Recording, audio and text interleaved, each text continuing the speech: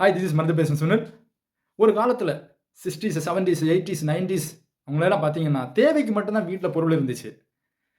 திருவிழா காலங்கள்ல, கல்யாண விசேஷங்கள்ல, இல்ல காதுகுத்து, இல்ல வேற வீட்டு விசேஷங்கள்ல தான் வந்துட்டு ஒரு ஆடம்பரம் தெரிஞ்சுச்சு. பொருட்கள் வாங்குறதும் சரி, அத பராமரிக்கிறதும் சரி, அப்படி இருந்துச்சு. அந்த காலத்துலலாம் பார்த்தீங்கன்னா, வீட்ட அடைக்கிற மாரி பொருள் வாங்க மாட்டாங்க. தேவைக்கு மட்டும் தான் வாங்கி வச்சுட்டாங்க. ஆனா, ஒரே ஒரு இது என்னன்னா, இந்த பழைய பொருட்கள் இருக்குல்ல, அத விட்டுக் குடுக்க மனசு வராது. அத அடுத்த கட்டத்துக்கு எடுத்துட்டு போவாங்க. அது ஒரு பொக்கிஷமாவும் பார்ப்பாங்க. இன்னைக்கு இருக்கக்கூடிய கலாச்சாரத்த பார்க்கும்போது, அது ஒரு படி மேல போயிருச்சு. ஒரு படி மேல போயிருச்சு அப்படின்னு சொல்லும்போது, பார்க்கிறத வாங்கணும். இத ஆங்கிலத்தில என்ன சொல்றாங்கன்னா, கம்பல்சிவ் பையிங் டிஸார்டர்ன்னு சொல்றாங்க. ஹோப் உங்களுக்கு புரியும்னு நெனைக்கிறேன். இது எதனால வருது அப்படின்னு பார்த்தீங்கன்னா, பதட்டம், மன அழுத்தம், தன்னை பற்றிய சுயமதிப்பு இல்லாம இருக்கும்போது இந்த பிரச்சனை எல்லாம் வருது. 4வது பார்த்தீங்கன்னா, இன்ஃபீரியாரிட்டி காம்ப்ளெக்ஸ், தாழ்வு மனப்பான்மை. ஏன் இதெல்லாம் வருது? இன்னைக்கு பார்த்தீங்கன்னா, கண்டதையும் வாங்கணும்.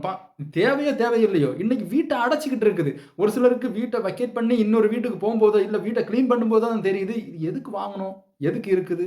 அப்படின்னு சொல்லும்போது, இன்னைக்கு இருக்கக்கூடிய மீடியா முக்கியமா பார்த்தீங்கன்னா, இதுல வரக்கூடிய ஸ்டோரீஸ், இதுல வரக்கூடிய ஸ்டேட்டஸ், இதுல வரக்கூடிய அப்டேட்ஸ் எல்லாம் பார்க்கும்போது, ஒரு மனுஷன வந்துட்டு வாங்காம இருக்க முடியாது. அப்படி இருக்கக்கூடிய கலாச்சாரத்துல நம்ம வாழ்ந்துகிட்டு இருக்கோம். ஒரு கூட்டம் அத பின்னால போயிட்டு இருக்குது. ஏன் போறோம்? எதுக்கு போறோம்? எதுக்கு வாங்குறோம்? இது என்ன பெனிஃபிட்? ஒரு சிலருக்கு புரியல. அது மட்டும் இல்லாம, இன்னைக்கு வெளியில போகணும். ஏதாவது விசேஷங்களுக்கு போகணும், திருவிழாவுக்கு போகணும்னா, இது இருந்தா தான் வெளியில போக முடியும். இது இருந்தா தான் நான் ஒரு மனிதனா கருதப்படும் அப்படின்னு சொல்லி சமூகத்துல இன்னைக்கு பெரும் அளவுல பேசப்படுகுது. அப்படின்னு பார்க்கும்போது ஒரு 6 விஷயத்த உங்கள்ட்ட ஷேர் பண்றேன். முதல்ல பார்த்தீங்கன்னா, இர்ரெசிஸ்டிபிள் அர்ஜ்ன்னு சொல்லுவாங்க. அதாவது ஒரு பொருள வாங்காம அவங்களால இருக்கவே முடியாது, தூங்கவே முடியாது. 2வது மிகப்பெரிய பிரச்சனை என்னன்னு பார்த்தீங்கன்னா, எக்ஸசிவா ஸ்பெண்ட் பண்றது. மணிய தாறுமாறா செலவு பண்றது.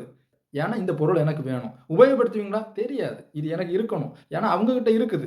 ஏன்னா, அவங்க வீட்ல நான் பார்த்தேன். அவங்க கிட்டலாம் இருக்கும்போது ஏன் என்கிட்ட இருக்கக்கூடாது? 3வது பிரச்சனை, அது எல்லாருக்குமே தெரியும். இது ஒரு டெம்பரரி ரிலீஃப் தான். 4வது பிரச்சனை பார்த்தீங்கன்னா, நெகட்டிவ் ஆஃப்டர் மாத். அதாவது வாங்கிட்டோம். ஒரு சின்ன ஒரு குற்ற உணர்வு இருக்கும். இத வாங்கிட்டோமே இப்படின்னு. ஆனா, அது வந்துட்டு ஒரு தடை கிடையாது. 5வது பிரச்சனை பார்த்தீங்கன்னா, எஸ்கலேஷன். அதாவது மணிய அதிகமா ஸ்பெண்ட் பண்ணணும். அப்பதான் நம்ம வந்துட்டு உயர்ந்த ஒரு பொருள வாங்க முடியும். உயர்ந்து நிற்கிறோம். சமூகத்தில ஒரு உயர்ந்த ஆளுன்னு நம்மள கருதுவாங்க. 6வது பிரச்சனை பார்த்தீங்கன்னா, திருப்பி வந்துட்டு ஒரு நெகட்டிவ் கான்சிக்வென்ஸ் இதனால இது இப்படி இப்படியெல்லாம் வருமோ அப்படின்னு சொல்லி நினைப்பாங்க. ஆனா இவங்களால வந்துட்டு இந்த பொருள வாங்காம இருக்க முடியாது. பார்க்கிறத வாங்கணும். இவங்களுக்கு குடுக்கப்பட்ட பேர் பார்த்தீங்கன்னா, கம்பல்சிவ் பையிங் டிஸார்டர். இது வந்துட்டு இன்னும் ஷார்ட்டா சொல்லப்போனோம்னா, ஷாப்பிங் அடிக்ஷன். நீங்க இந்த டிஸார்டர்ல இருக்கணுமா வேண்டாமான்னு நீங்க தான் முடிவு பண்ணணும். Thank you.